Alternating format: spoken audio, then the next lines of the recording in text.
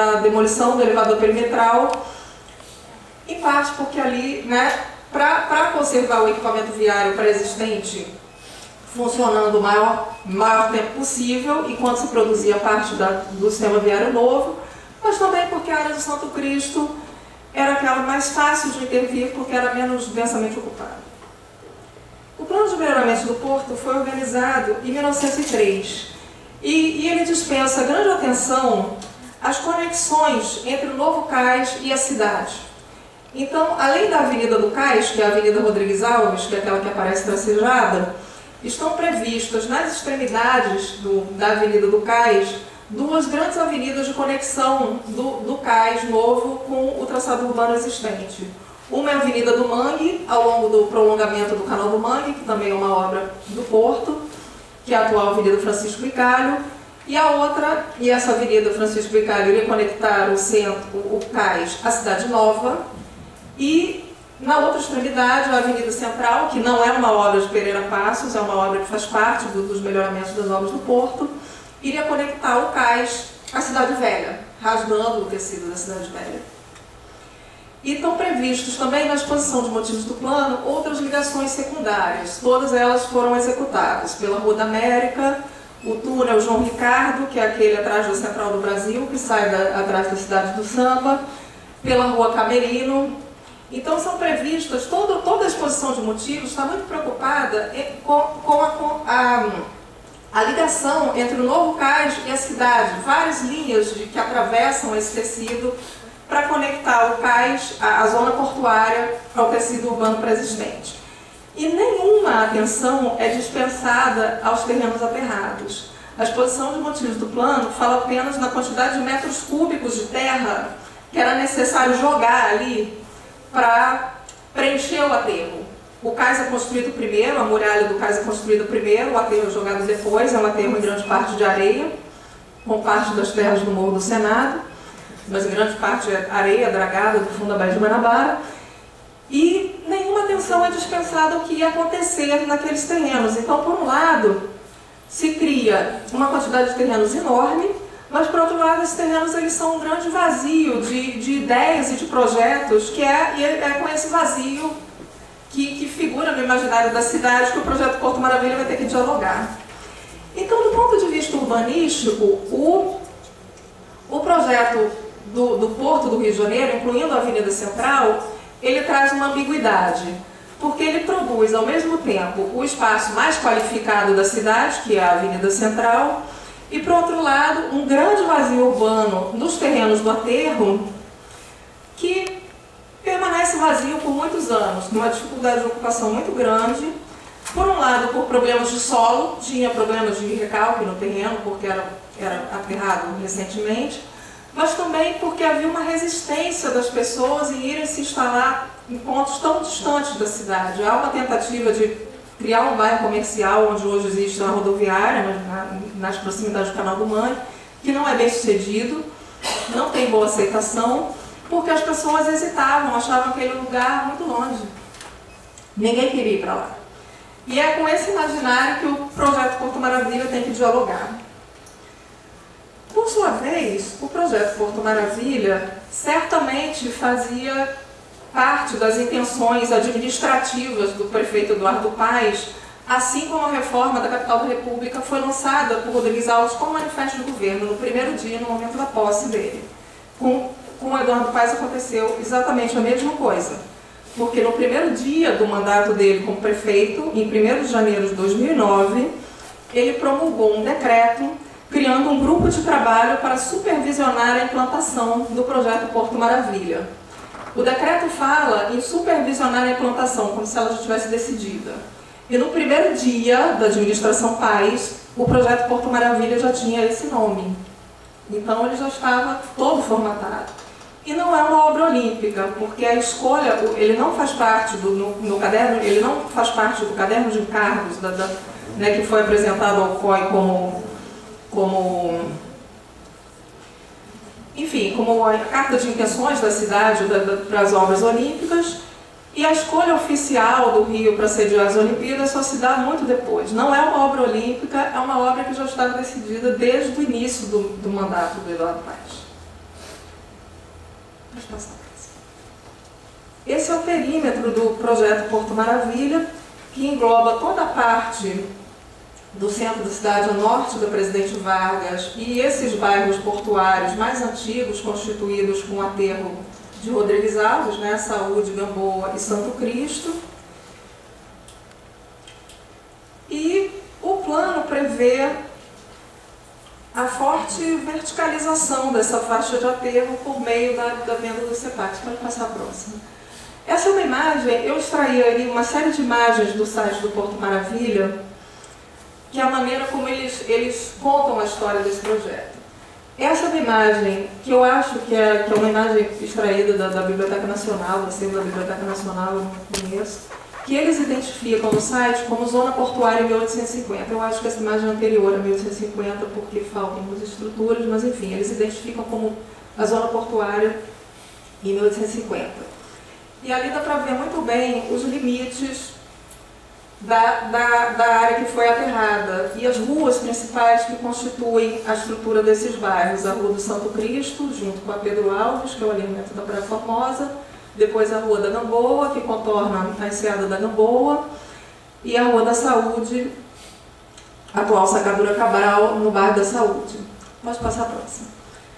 Esse é o preenchimento da área depois do aterro. E praticamente toda a área aterrada é preenchida com essas grandes estruturas, são grandes galpões ferroviários, grandes armazéns. É muito grande a diferença de escala entre o que existe na parte pré-existente e na parte nova. Posso passar a próxima? E justamente essa parte da faixa de aterro é que está prevista para ser fortemente verticalizada por meio da venda dos CEPACs, que também foi um grande mico do projeto Porto Maravilha, porque os CEPACs são títulos de uma outorga onerosa. A prefeitura alterou o gabarito dessa área, que era inicialmente de 4 andares, para 50 andares em alguns pontos, 150 metros em alguns pontos, não é toda a área, esse gabarito não é homogêneo em toda a área. Mas enfim, e para poder lançar mão desse potencial adicional criado, as imobiliárias teriam que comprar esses CEPACs, que na realidade foram todos adquiridos em lote único pela Caixa Econômica Federal, e foi esse dinheiro que possibilitou a realização das obras públicas. Posso passar a próxima? Ah não, pode voltar para o mapa, não está nessa ordem.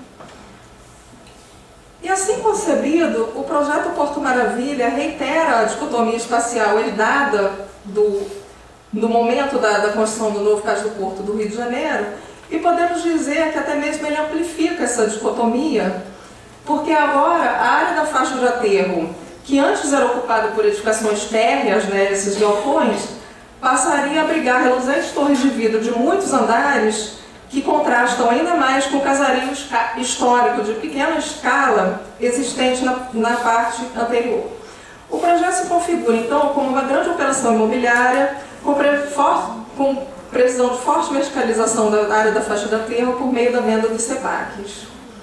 E os recursos assim arrecadados seriam destinados à realização das obras públicas que tinham como objetivo requalificar essa área aos olhos da cidade. Pode passar a próxima. Porque no imaginário da cidade, a imagem que se tem na zona portuária é essa, dos velhos galpões semi-arruinados, e era preciso requalificar essa imagem para que as pessoas quisessem ir para a zona portuária, que esse lugar se configurasse como uma área nobre, uma área alternativa ao centro da cidade, com edifícios comerciais, enfim, grandes escritórios. E no momento do lançamento do plano, se apresenta essa área como uma alternativa ao centro da cidade, porque ela seria dotada de infraestruturas mais modernas, de edifícios e escritórios mais modernos, então todas as empresas iriam querer se instalar ali. E, enfim, era a ideia. E o ponto central dessas reformas foi a remodelação do sistema viário da zona portuária, com a demolição do elevado da perimetral, que atravessava toda a área por cima da Avenida Rodrigues Alves, e isso permitiria, no primeiro momento, a requalificação da imagem dos bairros portuários. Pode passar a próxima. Essa é a imagem da velha zona portuária que se queria esquecer com o projeto Porto Maravilha, que é a imagem dos armazéns abandonados, do viaduto que desqualifica a região, que era então o principal eixo de percorrência da zona portuária. A demolição da perimetral foi o capítulo mais ativo desse processo de requalificação da imagem do bairro. Pode passar a próxima. Mas, ao mesmo tempo, a requalificação da imagem desses bairros não se esgotou em obras infraestruturais, porque, para além dessa construção desse novo sistema viário, o plano confiava também um papel simbólico importante a determinados elementos-chave que se transformaram nas imagens símbolo do Porto Maravilha. Pode passar a próxima. Esse é o cartão postal da cidade, projeto Porto Maravilha. Mas nesse momento, justamente nesse momento, que deveria ser o ápice da produção da imagem da zona portuária, a gente observa um deslocamento do foco geográfico do projeto e todos os principais espaços, aqueles mais nobres, são produzidos na região do centro da cidade e não na zona portuária propriamente dita. E o resultado dessa intervenção é que o centro é requalificado, mas a zona portuária permanece vazia. Essa é a principal ambiguidade, ao meu ver, do projeto Porto Maravilha, porque ele se propõe a requalificar a zona portuária, mas produz seus espaços mais emblemáticos no centro. E será que esse sucesso, é inegável o sucesso de público desses espaços, eles realmente se transformaram num novo cartão postal do Rio de Janeiro, que não era nada fácil, porque o Rio de Janeiro é uma cidade que tem muitos cartões postais muito conhecidos. O projeto Porto Maravilha conseguiu, de fato, criar um cartão postal. Mas até que ponto o sucesso dessa imagem se estende até o mais profundo da zona portuária?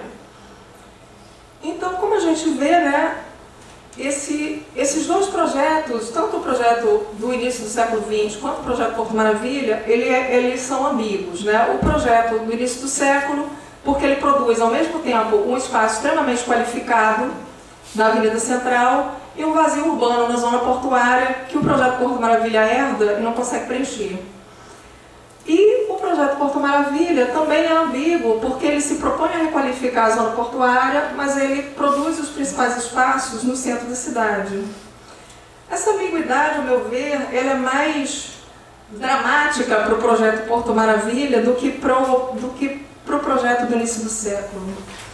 Porque, na verdade, tanto o projeto Porto Maravilha quanto as reformas Rodrigues Alves herdaram as valorações do espaço da cidade que já vinham de longa data, desde o início do século XIX, né? Essa centralidade do centro, na verdade desde o período colonial, essa centralidade do centro, a pregnância, a riqueza de funções, a densidade de funções, e, por outro lado, a área portuária, que é uma área de serviço, uma área que já não é tão importante, né? Eles herdam, ambos os projetos herdam essa valoração.